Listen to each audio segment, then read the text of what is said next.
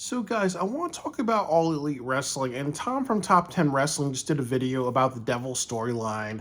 And he went into detail about why it was a bad storyline. And definitely, like, one thing I like is he's analytical, but also kind of as a constructive criticism for him that a lot of people do this as well. They kind of almost treat it like a report paper than an analysis. Like, they talk about the history of the event and maybe a little like self-reflection. So in this video, I want to talk a little bit more about why the Devil storyline was bad for AEW. The first thing that I would say that it was bad for AEW because it interjected dumb comedy. And the big thing that I've not liked about MJF's title reign is that when he first started, he talked about being a very serious champion. He talked about even like trying to expand AEW, like go into international markets, like possibly do an AEW versus AAA show. And he was very, very serious. And he was also like talking about like how, with professional wrestling, his philosophy is that he wants serious people who are hungry and fighters, because there was dumb comedy in AEW, and he was very anti-dumb comedy. So one of the big problems was that when he did the Adam Cole storyline, he was doing the dance office, and he was also like giving out pizza and liquor, and he kind of just was having fun with it, really. So he kind of almost made a huge mockery of the title. And the reason why that's detrimental is because if you want a champion of a company, you have to know when to be serious and when to be funny. And I felt through the whole entire MJF reign, definitely, that element of comedy really hurt it. It was really supposed to be about trust and betrayal. That's what it was supposed to be about. It was not supposed to be about MJF having dance-offs and doing goofy stuff, because when you do stuff like that, you are lying to the audience. You are saying, okay, I am actually lying to you guys because we're doing dumb comedy. And then the other issue is that you can't take your wrestling. If you don't take it seriously, why should your audience take it seriously? And you have to pick the right moment. John Cena knows how to be funny at certain times, and sometimes he knows how to be serious. And I think with a lot of the dumb comedy that they did, it really hurt. It really hurt the show, and it really said that AEW, it just is a mockery of itself, really. The other issue is that they had the wrong villains. I think that, as I said, you look at Matt Taven and Mike Bennett and Roderick Strong, they're all smaller guys, really, so, they don't look big or intimidating. The other thing, too, is that they had, like, the Continental Classic, and they didn't even have any of them in the Continental Classic tournament. And the other part of it, too, is that, there's nothing that Roderick Strong and Matt Taven and Mike Bennett has ever done in AEW. There's nothing notable. You don't hear their names. I think they wrestled on Ring of Honor a couple of times. But ultimately, if you want, a good group of villains, you have to make sure that they've done stuff or they're legit. So they did a very poor job building it. So it's almost like putting people in really, really big roles, but they're not built up appropriately. I actually think it brings me to the next point, that there should have been different people in charge. So my next point is that they did not switch out Adam Cole, and that was a really bad thing as well, for two things. That Adam Cole was very predictable. Also, Adam Cole got injured. And when you had Adam Cole versus MJF, and you guys did that at the Las Vegas show earlier this year, when they kind of talked about their beef, really, that was just a little too late, really. So what happens is that whenever a wrestler gets injured, before a big storyline, the big thing you do is say, like, okay, well, I want this person to be in the storyline.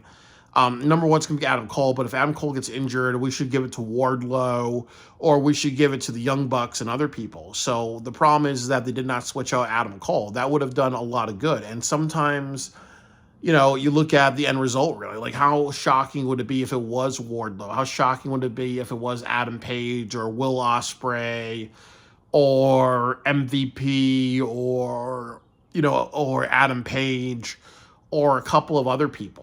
Or even Bryan Danielson, or even like John Moxley. Like, you could have had somebody, you could have just said, okay, Adam Cole's injured, so we're going to we're gonna surprise people and make it somebody new who can actually, be the mantle behind the throne, really. And I think that, the next thing that I would say is that, you know, there's before I talk about like the people who I think should have been, I'll talk about another thing. A lack of a big man. Yes, you had Wardlow, but the problem is that you look at Adam Cole and Wardlow. Now, Adam Cole is injured. Adam Cole is doing an angle now where he's trying to work through, a recovery period. So, you look at Wardlow, why isn't it not like Wardlow and Adam Cole? Really? Wouldn't you want Wardlow to go against MJF since he squashed him? When you look at Wardlow, what would have happened if he was in charge of the Devil faction? They beat down MJF. They set an example, really, and then they say like, okay, now it's gonna be Wardlow versus Samoa Joe. It makes sense for Wardlow to become the new AEW champion, rebuild his character, and then also, you could do Wardlow versus Swerve, and they could have done it back and forth, and then maybe at Double or Nothing, you switch the title to Swerve for a while, really, and then that would have been good, really. Or you could have had MJF, interfere, cost Wardlow, and you could have done Wardlow versus MJF. And the thing about Wardlow is that he would have been a great champion because what's one of the big criticisms of AEW? You have too many small guys as the AEW champion. You never had a big hulking person. You had Samoa Joe, but Samoa Joe was kind of transitional, really. But there's never been a champion in AEW that's been a big muscular badass that's kind of went on for a while. And I don't even think during like the ROH era you had one big muscular badass. So yeah, it's lack of a big man. And then as people say, like now you see Orange Cassidy versus John Moxley. Orange Cassidy, most people can beat in a fight, really, So when you don't push big men, that's not helped AEW. What would have happened if you pushed Wardlow and you or another big man type of wrestler, really, So that's one of the things too. The next thing that I want to talk about is, like a few possible people. If you said something like, okay, well, Adam Cole's injured, what would happen if we, pushed, I think the number one person should have been CM Punk. If CM Punk came back, that would have been something. The next people I would have said is, well, what would you happen if it was Matt and Nick Jackson? That would have been good because obviously you had the EVPs. The EVPs actually being in charge of AEW, and that would have been a good transition from, the EVPs to Sting, the retirement thing. That would have been a good transition. Another good person could have been Ricky Starks, really, because Ricky Starks wanted to play a villain, and obviously, that would have worked, really. Even like him and MJF have had a history. You could have done Adam Page, because Adam Page is believable. He's he's had fights with all types of people. He's a very violent person. He's very passionate. What would have happened if it was Swerve? What would have happened if it was MVP with the Hurt Business? What would have happened if, it was Adam,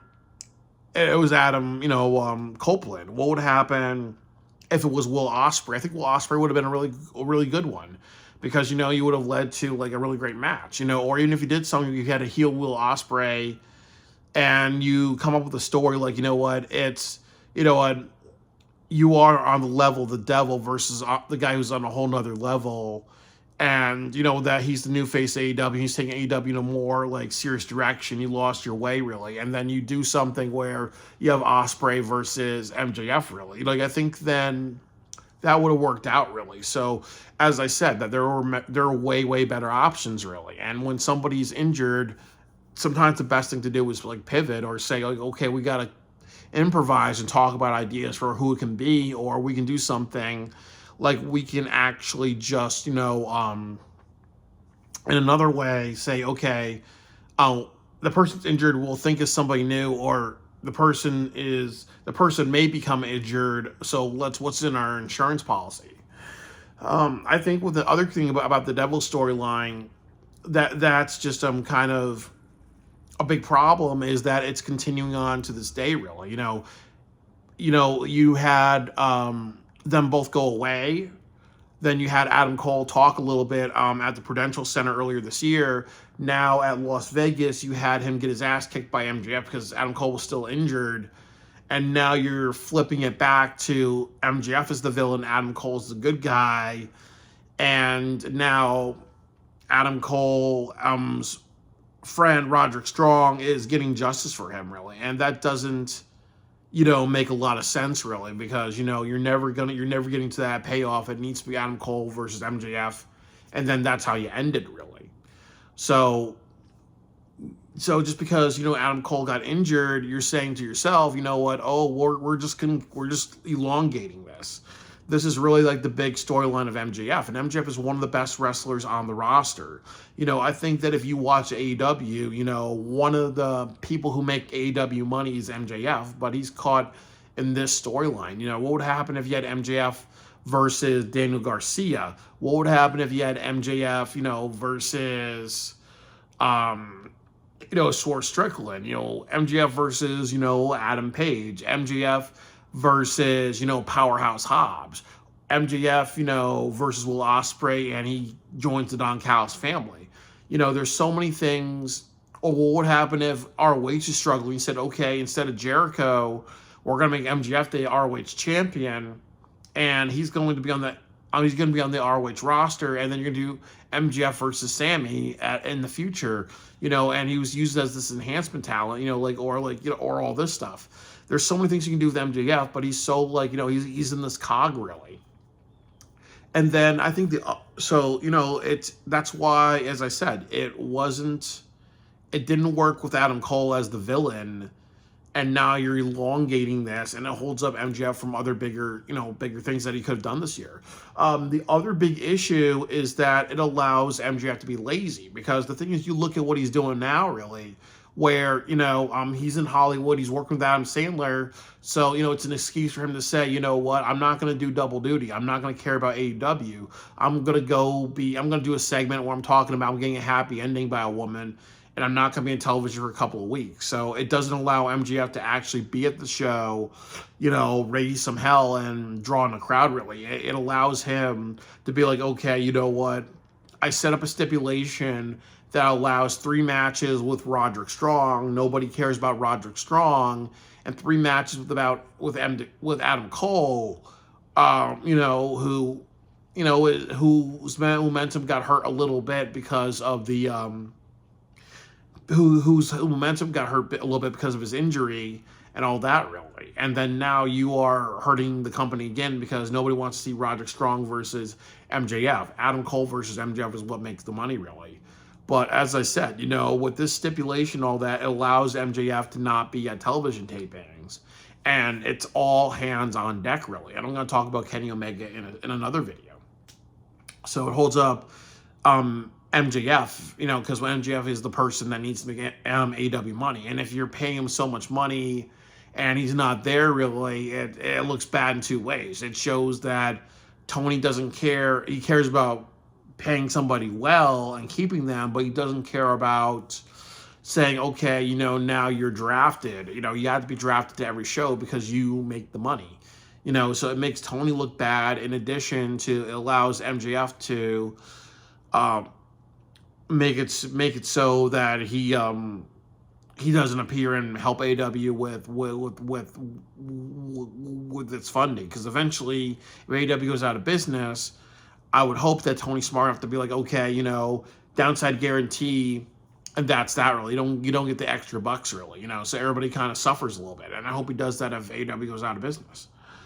And I would actually kind of say that maybe the last thing is about the whole Devil storyline. I think one of the biggest problems is that it just didn't make new stars, really. And as I said, I think that with every storyline you do, every big segment you do, you want to make new stars, really. I think that, as I said, one very sad thing about Matt Taven and Mike Bennett is that they have a really good look. They really, really give a shit, but you kind of had them disappear for a while. You had Wardlow disappear for a while.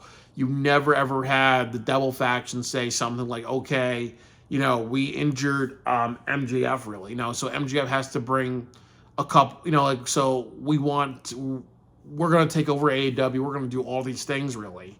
So, MJF dreams about being this champion, winning every title here. He dreams about all these things. We're going to take away his dream. We're going to hold all the titles. We're going to hold it in his face. We're going to beat his face when he comes back, really.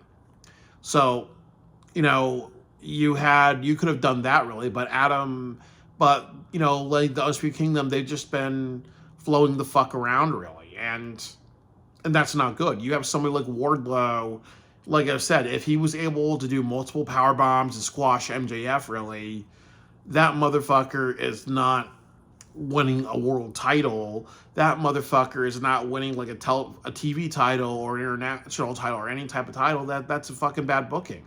You don't have a good ROH champion system. It's just either Mark Briscoe or Chris Jericho. So what would happen if you had Adam Cole say something like, okay, you know what, we're going to take over Ring of Honor and we're going to make a deal with the EVPs. They take over AEW, we take over Ring of Honor. Just like the Mafia. You have somebody take the east side of Manhattan, you take somebody take the west side. And you do nothing with them. So that's not good. And I think the last thing that I'll say is that you can't take these guys seriously. I mean, like, as I said, once you did the old Adam, you had Roger Strong with a inflatable giraffe or a giraffe doll, and you had Matt Taven and other people just chill. They acted like a bunch of immature fucking frat boys. So when you have that dumb comedy horseshit, again, it hurts. It really, really hurts. It really hurts the ratings, and it really hurts everything, because it says once again that AEW can't be serious. And when you don't have wrestlers that are serious, what happens? That when you put them in serious storylines, it's not believable. You look at Team AEW versus the Death Riders. One of the reasons why that's killing AEW is because you have John Silver, you have Evil Uno, people you don't take seriously. You have Satnam Singh, who you don't take seriously. You have Jay Lethal, who you don't take seriously. You have Jet Jarrett, who you don't take seriously. You have Orange Cassidy, who you don't take seriously. Nobody knows who the fuck Orange Cassidy's friend, like I think Brandon Cutler, who it is, so the problem is that if you expose all these wrestlers to dumb 48-hour film project type of comedy, the competition that, I've had disagreements with, because one of the issues with that competition is in order to be successful in that competition, you gotta ham it up with the fucking comedy.